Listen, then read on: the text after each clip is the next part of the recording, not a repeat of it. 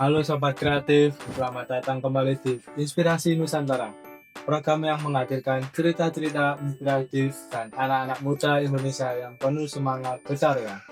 Di sini, kita akan mengali bagaimana budaya bisa terus hidup, beradaptasi, dan berkembang di tengah arus modernisasi, terutama di era digital yang serba cepat ini. Setiap episode kami menghadirkan sosok kreator muda yang penuh kontribusi dan dedikasi luar biasa di bidangnya masing-masing. Mereka adalah representasi dari generasi baru yang menjadikan kreativitas sebagai jembatan untuk memperkenalkan budaya Indonesia kepada dunia. Dan di episode kali ini kita akan bahas sesuatu yang sangat dekat dengan keseharian kita. Bagaimana melestarikan budaya melewat konten digital, lewat karya yang bukan hanya keren, tapi juga punya nilai dan makna. Hari ini aku nggak sendirian, seorang konten kreator muda sudah hadir bersama kita. Konten-kontennya sering banget berseliweran di beranda media sosial. Dia dikenal lewat karya yang menggabungkan budaya lokal dengan sentuhan modern, membuatnya terasa fresh, relevan, dan pasti relate buat anak sekarang. Langsung saja kita sambut Citan. Halo Citan. Halo Afif. Halo Sobat Kreatif semuanya. Wah, ini banget akhirnya bisa ngobrol langsung di sini. Soalnya selama ini aku cuma lihat acaranya lewat layar dan sekarang bisa langsung hadir. Rasanya seru banget.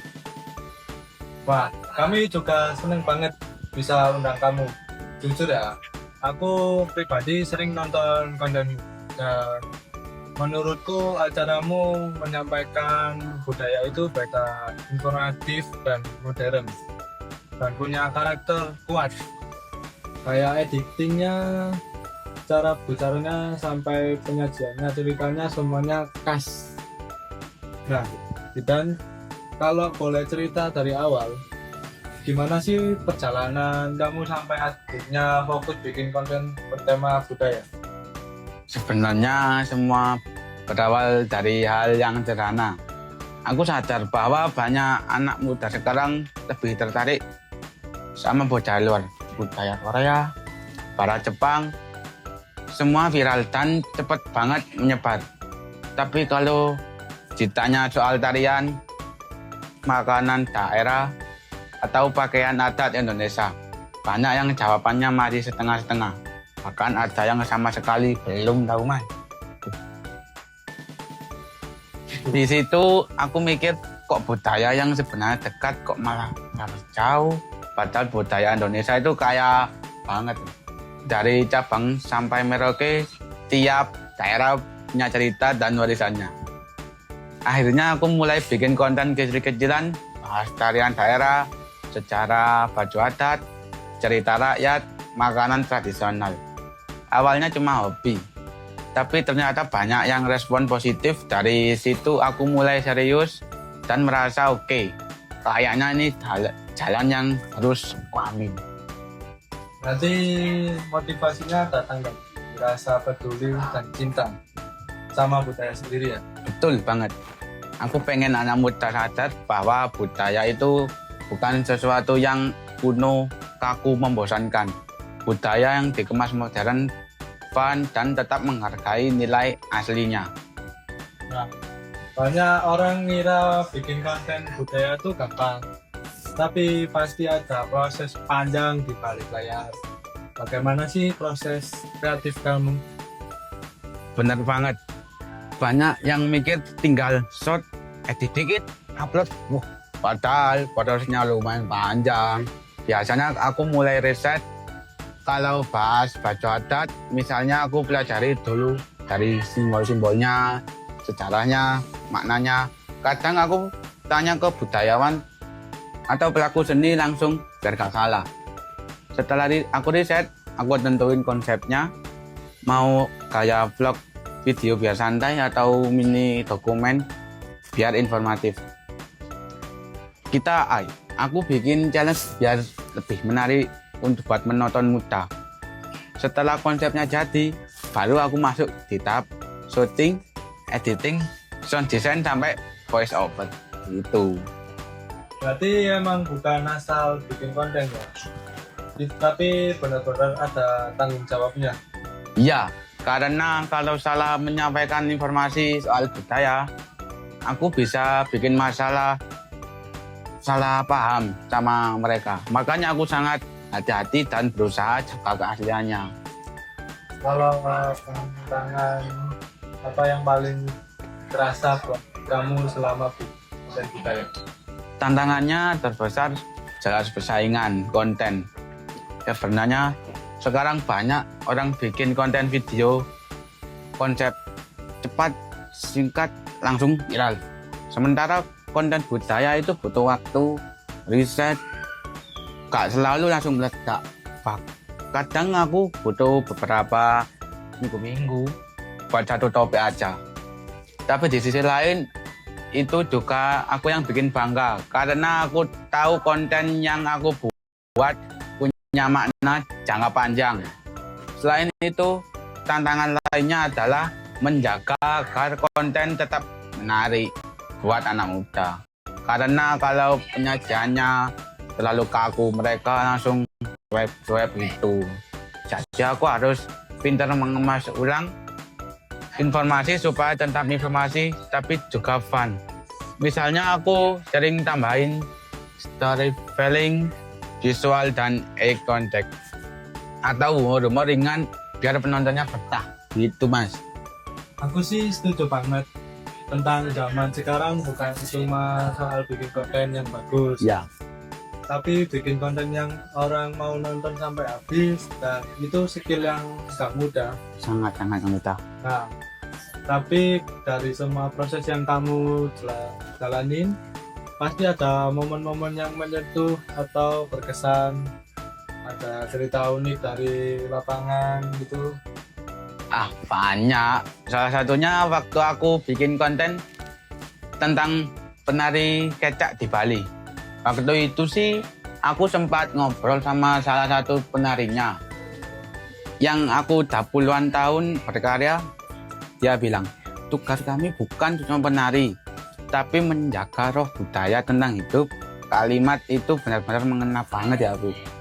Di situ aku makin merasa punya tanggung jawab. Aku harus menyebarkan cerita-cerita kayak gitu. Ada juga waktu aku bikin konten tentang kuliner gak salah itu. Aku pernah datang ke desa kecil yang punya makanan tradisional yang hampir punah karena generasi muda gak tertarik lagi. Tapi setelah videonya viral, banyak yang mulai datang ke sana lagi. Bahkan anak-anak muda sekarang bangga cerita soal kuliner itu. Momen kayak gitu bikin aku merasa apa yang aku lakukan itu benar-benar berdampak banget itu. Oke, wah keren banget berarti konten kamu. Bukan cuma menghibur, tapi juga menghidupkan kembali Ya. situasi yang hampir hilang. Itu luar biasa.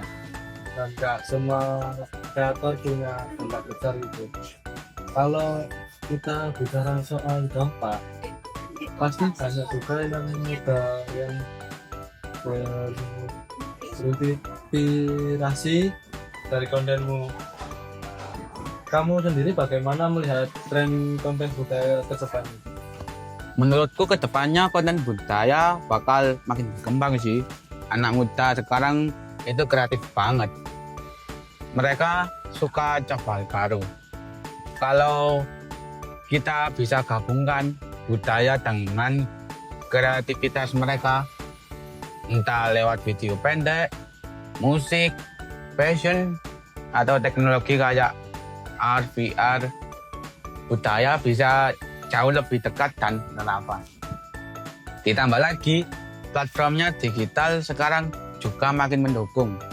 Ada fitur-fitur yang bikin kita bisa explore styling baru, editing baru, bahkan cara penyajian yang lebih interaktif.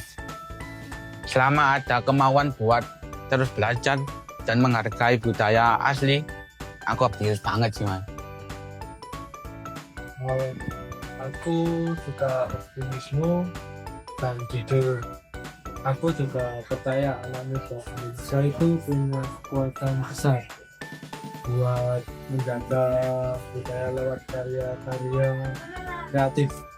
Tapi tinggal bagaimana jika bisa terus konsisten.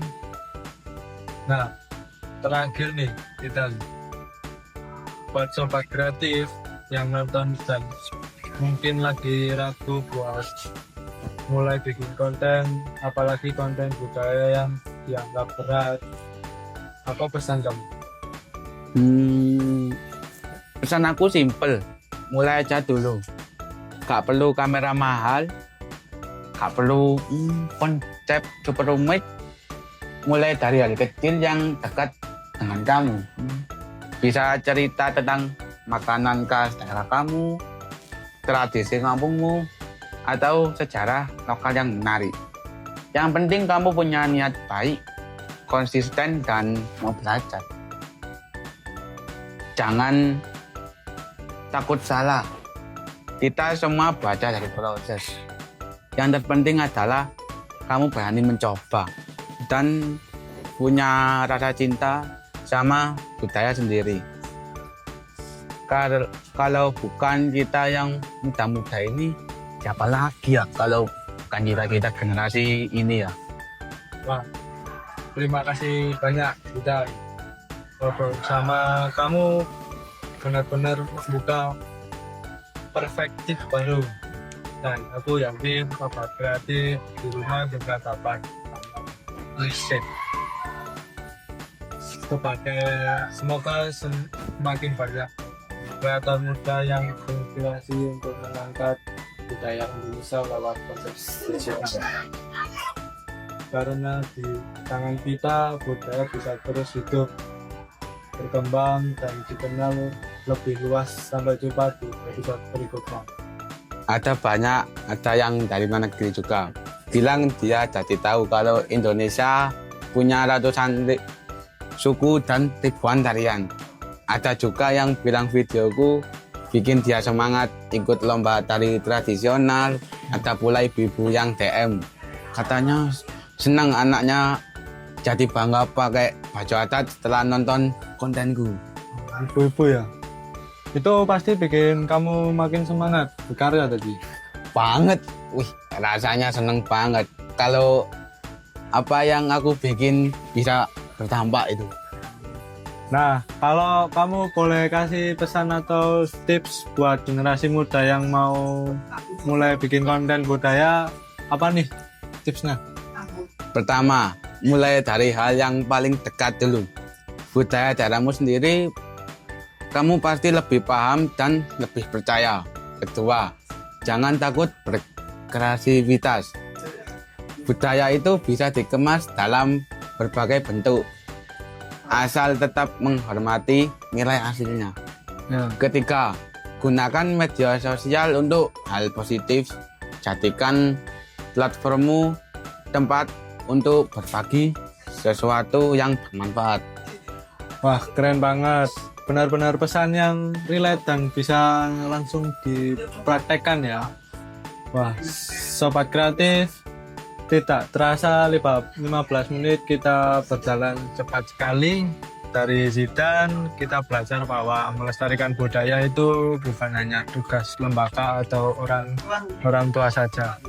Anak muda juga punya ruang, punya suara, dan punya kreativitas untuk ikuti menjaga budaya bangsa. Di era digital ini hanya dengan sebuah video kita bisa mengenal budaya Indonesia ke seluruh dunia, dan itu adalah kekuatan besar yang harus kita manfaatkan. Terima kasih banyak buat Zidan yang sudah membagi cerita hari ini. Semoga makin banyak anak muda yang terinspirasi dan ikut karya lewat konten positif. Dan untuk sobat kreatif di rumah, terus cinta dan banggakan budaya kita. Saya Afif, pamit undur diri. Sampai jumpa di episode berikutnya. Hanya di Inspirasi Nusantara, tetap kreatif dan berkarya dan Tetap berkata jadi anak Indonesia.